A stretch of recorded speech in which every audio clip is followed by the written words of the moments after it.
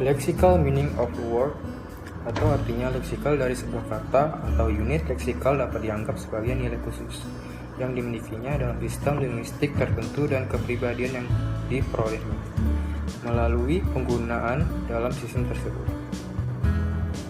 Mungkin sangat jarang untuk menganalisa sebuah kata, pola, ataupun struktur ke dalam komponen makna yang berbeda.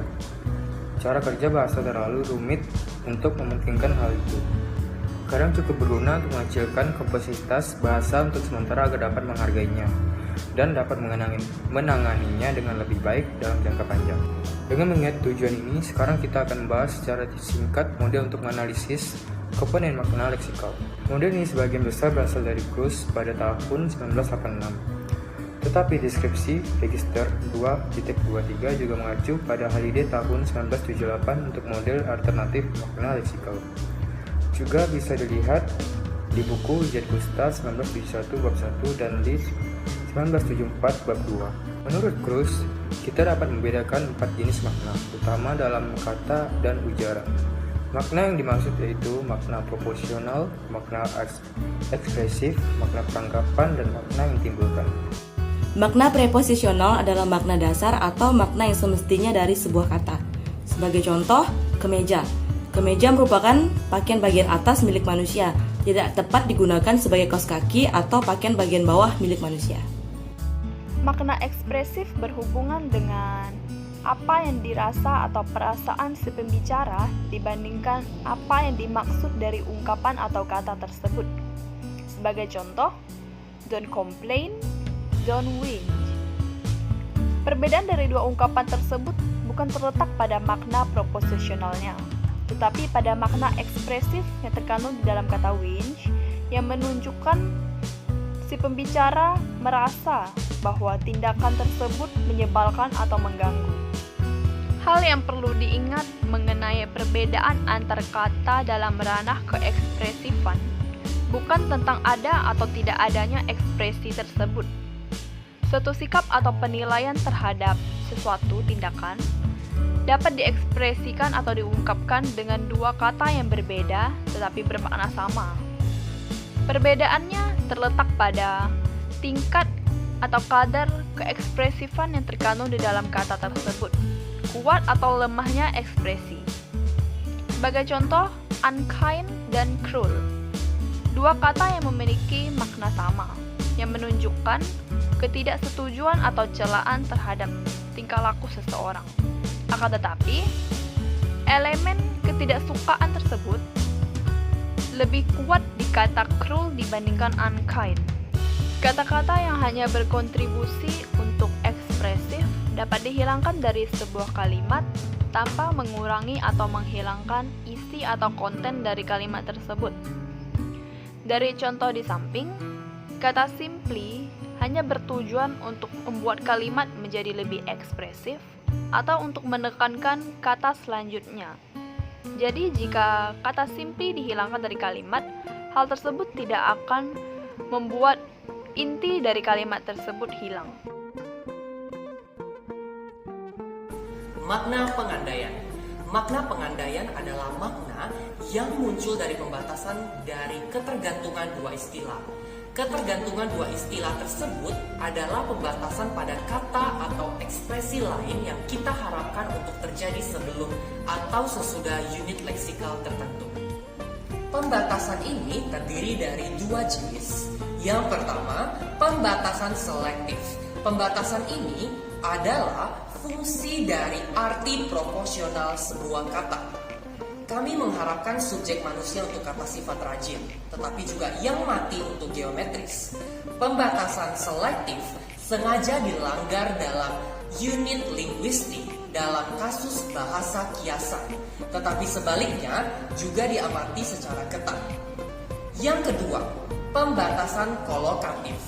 Pembatasan ini adalah pembatasan sewenang-wenang atau semaunya, secara semantik dan tidak mengikuti arti proposisi dari sebuah kata secara logis. Misalnya, hukum dilanggar dalam bahasa Inggris, tetapi dalam bahasa Arab mereka disebut ditentang, jadi hukum ditentang.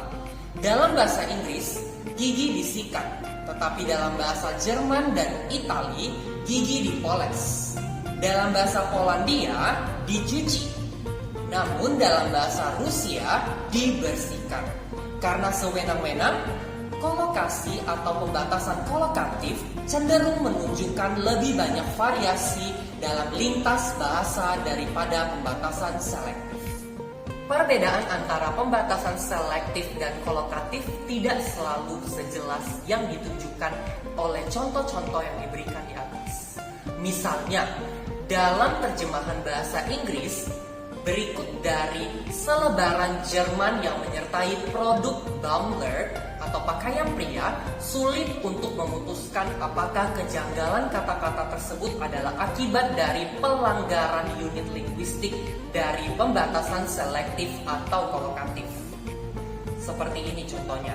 Halo Pak, saya sangat senang bahwa Anda telah memilih salah satu pakaian kami. Anda telah membuat pilihan yang tepat sebagai setelan, jaket, dan celana panjang yang berasal dari perusahaan kami, yaitu perusahaan dengan salah satu produk terbaik yang ditawarkan di Eropa. Ide, kualitas, dan perasaan biasanya muncul, salah eja seperti yang dipaparkan dalam teks di atas, dari sumber. Tetapi benda-benda seperti celana panjang dan jaket tidak, setidaknya dalam bahasa Inggris. Kejanggalan kata dapat dijelaskan dalam hal pembatasan selektif atau kolokatif, tergantung dari apakah seseorang, penerjemah, melihat pembatasan yang terlibat sebagai fungsi dari makna profesional yang muncul. So, the evoked meaning atau arti yang dibangkitkan. Evoked meaning arises from dialect and register variations. A dialect is a variety of language which has currency within a specific community or group of speakers. It may be classified on one of the following bases. Yang artinya, makna yang ditimbulkan muncul dari dialek dan variasi nada. Dialek adalah ragam bahasa yang memiliki mata uang dalam komunitas atau kelompok penutur tertentu. Dialek dapat diklasifikasikan pada salah satu dasar berikut. The first one is geographical. Scottish dialect or American as opposed to British English. The difference between lift and elevator. Geografis. Misalnya dialek Skotlandia atau Amerika sebagai lawan dari bahasa Inggris British, perbedaan antara lift dan elevator. Yang kedua, temporal. Words and structure used by members of different age groups. Temporal. Misalnya kata dan struktur yang digunakan oleh anggota dari kelompok umur yang berbeda dalam komunitas atau kata-kata yang digunakan pada periode berbeda dalam sejarah bahasa. Verily dan easily. Yang ketiga, the third one, social. Words and structure used by members of different social classes. Scent and perfume, napkin and serviette. Sosial, kata dan struktur yang digunakan oleh anggota kelas sosial yang berbeda. Scent dan parfum, napkin dan serviette.